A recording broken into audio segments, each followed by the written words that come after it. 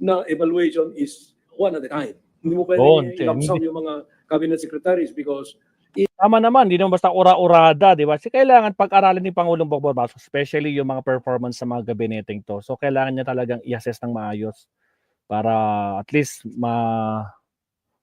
tawag nito, para makasiguro na, no? Kung talaga bang ginagawa nila mga trabaho nila or pabanjing-banjing lang sila dyan or kung naging effective ba sila or what. each has a different area of responsibility. Tama. Each has a burden that is different from the other, from the Tama. next one. If you will give me the liberty of saying, yung pag-evaluate, you must also be careful. Hindi ka pwede Tama. contrary dyan. You know that the President loves us all. Yes, tama, 'di ba? Mga kabsat, hindi tulad din sa kabila, 'di ba? Ora-orado sila, 'di ba? Resign BBM, resign BBM. Isa lang po kanila, gusto nilang maupo yung kanila, yung confidential fan queen nila, no? My goodness. Di ba guys, malapit-lapit na guys. Okay, anong petsa ba ngayon? 24, next week 31 na. Nako pa, magjo-June na, June 2. Magko-convene na or June 3 yata, no? Tingnan natin yung balita mamaya. Magko-convene na yung impeachment ni Sara Agoy. Ay, meron tayong schedule. Pakita ko sa inyo mamaya. Schedule ng impeachment ni Sara. Okay, tuloy. ES Bersamin, tuloy. He joked yesterday during that presentation in the Kalayaan Hall when he was saying, I greet also the members of the cabinet. Do I still have a cabinet? Ardon Sala, shout out. That's not the reality of it. Ay, nandito si Eden Santos. An evaluation ongoing now of performance. Nandito ba si Eden Santos? Each cabinet secretary will Di kailangan, bigyan natin ng depende sa tasks. Gawa natin ng entrance ng kanyang department or agency. Sir, Nasa dagupan si ES BBM ngayon. said Umalaw that sa isang there's bagong no gawang need for hospital. courtesy resignation, to call for courtesy resignation of all cabinet secretaries because the core problem is the president himself. Optics lang daw. Alam mo si Vic Rodriguez, daldal ng daldal yan. Ito na yun, mga kapsan. Teka lang, bagalan natin to. Gawin nating normal. Ang dali lang ha. Wait natin. Normal. Yan, inormal natin yung speed. Atras ng konti. Putragis. Ito na. Okay, It's the pasok. president. Courtesy resignation of... Isa pa. There's no need for Last. ES. Vic Rodriguez said. ES Vic Rodriguez. Ayan, magkapareha sila ng rangko. Nako po, ano sinabi niya? Tasks. Depende sa goals ng kanyang department. Okay, larga. Sir, former ES Vic Rodriguez said that there's no need for courtesy resignation, to call for courtesy resignation of all cabinet secretaries because the core problem is the president himself. Optics lang daw. Alam mo, Wag na daw. Hindi na kailangan daw ng courtesy resignation ng mga gabinete. Dapat daw. Kasi nga, problemado dyan, si BBM daw ang problema. Diba? Nakita niyo yan, yung mismong post ni Kwan. At saka yung statement ni Vic Rodriguez. Maalala niyo guys, no, ilang araw lang naman siya, di ba? Ilang kwan lang, hindi pa nga umabot ng 3 ilang months ba? 3 months or 2 months? Basta ganun mabsat, no? Paano? Kwan gigil sa kapangyarihan, binigyan na siya ng pagiging little president as executive secretary. Putragis, gusto pa, may mga sanga-sangang kapangyarihan pa. Anak ng kamote. Ganyan, gahaman, ganid talaga, di ba? Agoy. O sige, tuloy. si Vic Rodriguez, daldal ng daldal yan. Hindi lang daldal. Ay, ES Bersamin, hanggang ngayon, GAA, Bicam pa rin ang topic. Talo na nga siya, kulelat na siya. Ano bang number ni Vic Rodriguez, mga kapsat? 20 plus yata si Rodriguez, no? Kasi number 31 si si Kibuloy. Siguro nasa 25 yata or 25 to 30 ang number ni Rodriguez sa pagiging senador. Kulelat na kulelat, di ba? Walang kumagat sa kanya. Tragis naman Vic Rodriguez. Agoy! Ano sinabi ni ES Bersamin dito? The president himself, optics lang daw. Alam mo si Vic Rodriguez, daldal ng daldal yan. Do you listen to him? No!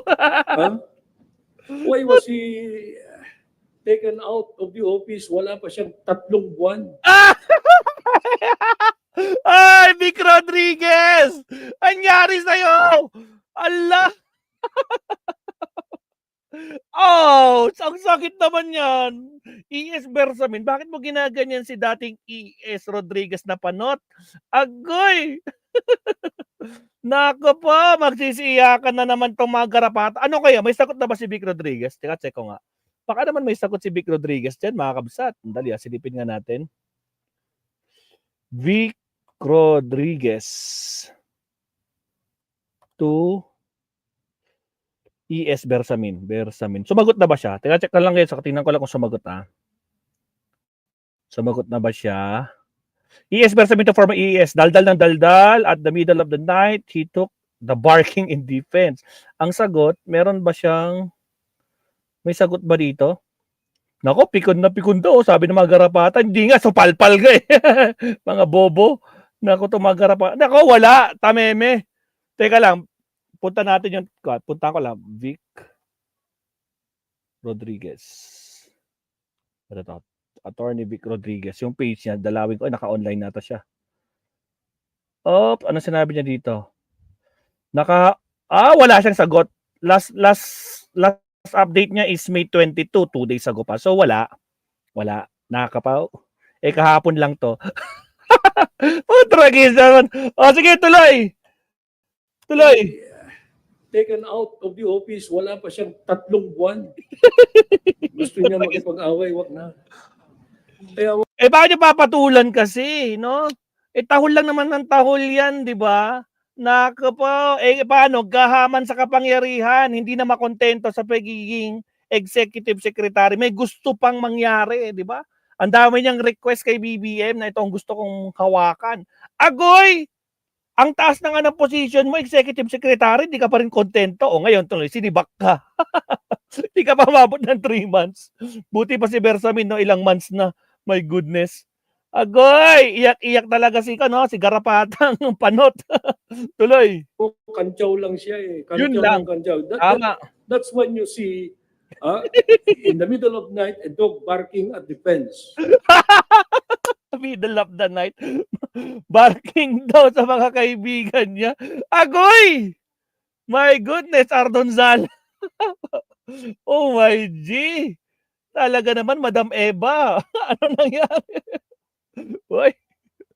Payang-paya na naman dito si Vic Rodriguez, mga kapsat, na sapol. Tapos sasabihin ng mga garapata, pikon na daw si ES Bersamin. Bobo! Talaga kayong mga garapata. Bobo talaga kayo. Kahit kailan. Diba? Every time nanonood kayo ng live ni Panot, wala siya. Pag-usapan na natin tong GAA. Putragis, anong petsa na? Maayos. Next week, June na. Kalahati na ng taon, GAA ka pa din. Putragis. Hindi na sila naka-move on, mga kabsat. Kaya hindi sila umuusad eh. Mga kamote itong mga garapatang DDS na to. Sige, tuloy. Grabe ka naman. Savage ka naman. Ulitin nga natin yon. Ulitin natin yan, ES Bersamin. Tuloy. Wala pa siyang 3 buwan. Gusto niya makipag-away, wag na. Na. Kaya kantyaw lang siya eh. Kantyaw. That's when you see in the middle of night a dog barking at the fence. If you want to get up, you get up and throw stones at that dog. But Tama, di ba? Hindi siya pinapansin. Kasi nga, wala rin naman namang bearing siya, sabi niya. Hindi na kasi naka-move on eh. Hanggang GAA na lang siya, hanggang BICAM. Putragis, anong petsa na? Yung pa rin. Pira mo, talo na, kulelat pa sa Senado. BICAM pa din. Balik na naman siya sa pagla-livestream tungkol sa BICAM, GAA na yan. Putragis talagang. Kaya masakit ba? Saan si Mr. Epektibo? Masakit ba? Asan na si Kipuloy? Diba? Mga garapata, akala ko ba 32 billion kayo? Ngayon, problema na si ES. Problema si ES Panot. Putragis. Oh my goodness. Nako po. Aray ko po, sakit-sakit na. See, in the middle of night, a dog barking at the fence. If you want to get up, you get up and throw stones at that dog. But we will not do that to him. Huwag na nating pansinin. Huwag niyo na pansinin. Meaning, he's nothing. Not relevant. Putragis ka. ES. Grabe naman si ES Bersamin. Talagang dinurog mo naman si ES Panot. Putragis. Putragis. Nako. Magsisiyakan na naman itong mga garapatang to, di ba? Nako po. Mukhang si Eden Santos pa susunod dito. Salamat, ES. Next question, Tristan Nadalo, Newswatch. Hi sir, Hindi good pa. afternoon po. Sir, based dito sa